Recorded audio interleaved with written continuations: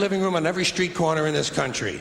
I don't like words that hide the truth. I don't like words that conceal reality. I don't like euphemisms or euphemistic language. And American English is loaded with euphemisms because Americans have a lot of trouble dealing with reality. Americans have trouble facing the truth. So they invent a kind of a soft language to protect themselves from it. And it gets worse with every generation. For some reason, it just keeps getting worse. I'll give you an example of that. There's a condition in combat, most people know about it. It's when a fighting person's nervous system has been stressed to its absolute peak and maximum, can't take any more input. The nervous system has either snapped or is about to snap.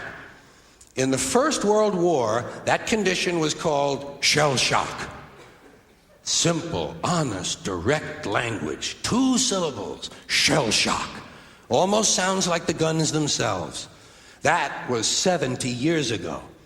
Then a whole generation went by, and the Second World War came along, and the very same combat condition was called battle fatigue. 4 syllables now. Takes a little longer to say. Doesn't seem to hurt as much. Fatigue is a nicer word than shock. Shell shock. Battle fatigue. Then we had the war in Korea in 1950. Madison Avenue was riding high by that time, and the very same combat condition was called operational exhaustion. Hey, we're up to 8 syllables now. And the humanity has been squeezed completely out of the phrase. It's totally sterile now. Operational exhaustion. Sounds like something that might happen to your car. Then, of course, came the war in Vietnam, which has only been over for about 16 or 17 years. And thanks to the lies and deceit surrounding that war, I guess it's no surprise that the very same condition was called post-traumatic stress disorder. Still 8 syllables, but we've added a hyphen. And the pain is completely buried under jargon. Post-traumatic stress disorder. I'll bet you if we'd have still been calling it shell shock, some of those Vietnam veterans might have gotten the attention they needed at the time. I'll bet you that. I'll bet you that.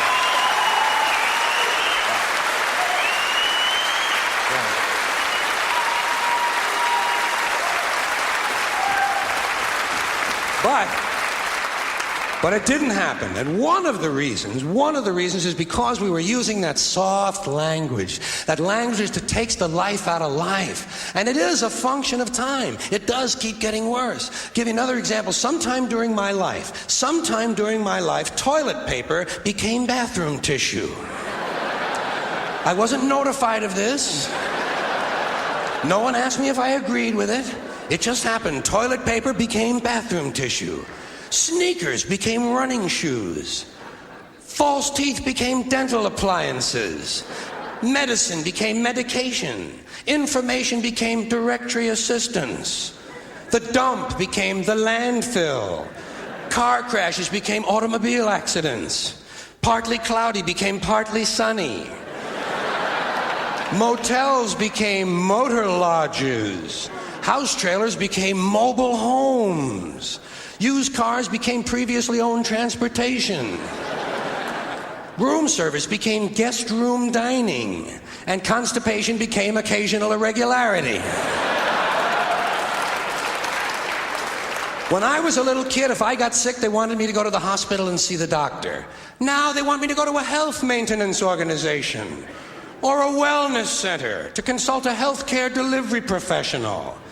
Poor people used to live in slums. Now the economically disadvantaged occupy substandard housing in the inner cities. And they're broke. They're broke.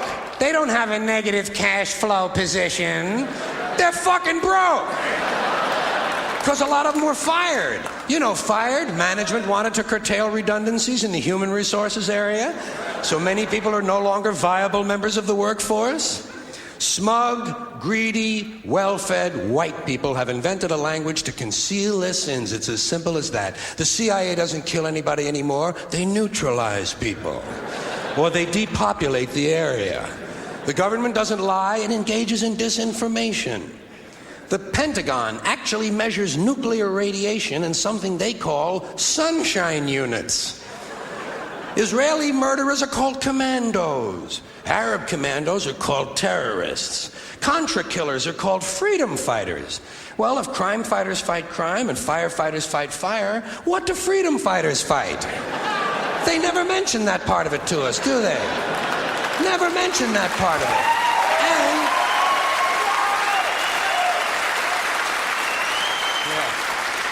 And some of this stuff is just silly. We all know that. Like on the airlines, they say they want a pre-board. Well, what the hell is pre-board? What does that mean? To get on before you get on? They say they're going to pre-board those passengers in need of special assistance. Cripples. Simple, honest, direct language. There's no shame attached to the word cripple that I can find in any dictionary. No shame attached to it. In fact, it's a word used in Bible translations. Jesus healed the cripples. Doesn't take 7 words to describe that condition. But we don't have any cripples in this country anymore. We have the physically challenged.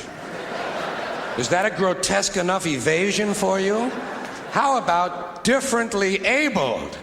I've heard them called that, differently abled. You can't even call these people handicapped anymore. They'll say, we're not handicapped, we're handy-capable. These poor people have been bullshitted by the system into believing that if you change the name of the condition, somehow you'll change the condition. Well, hey, cousin, doesn't happen. Doesn't happen.